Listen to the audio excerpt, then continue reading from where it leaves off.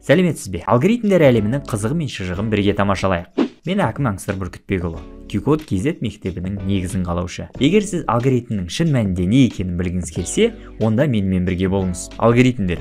Біз бұл сөзді техникада, ғылымда және күнделікті өмірде көптеп естиміз. Бірақ ол нақты не? Оны жіліктеп көрейік. Негізінде алгоритмдер мәселені шешуге немесе тапсырманы орындауға арналған қадамдық нұсқаулар жиынтығы болып табылады. Мәселен, бәріміз сүйіп жейтін тортты пісіру үшін сіз арнайы алгоритм орындайсыз. Алгоритмдердің сұрыптау, іздеу алгоритмдері сияқты сан түрі бар.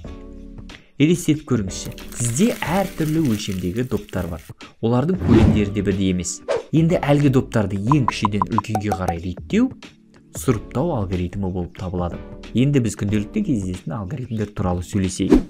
Мысалы, бәріміз кеңінен қолданатын әлеуметтік желінің артында алгоритмдер тұр.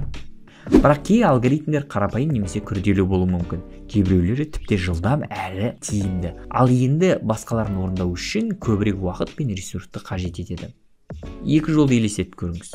Бірі түзу тас жол, екіншісі төбеден өтетін бұрмалы жол. Сол сияқты әртүрлі алгоритмдер мәселені шешу үшін әртүрлі жолдарды пайдаланады. Біз мұны үлкен О белгісін пайдаланып, алгоритмдердің алатын уақытын және жадыны алатын орнын өлшей аламыз. Ал енді біз алгоритм не екенін түсіндік. Келесі видеода алгоритм түрлерін бірге үйренетін боламыз. Сондықтан алгоритм түрлері және программалауға қатысты көбірек мазмұнға жазылуды ұмытпаңыз.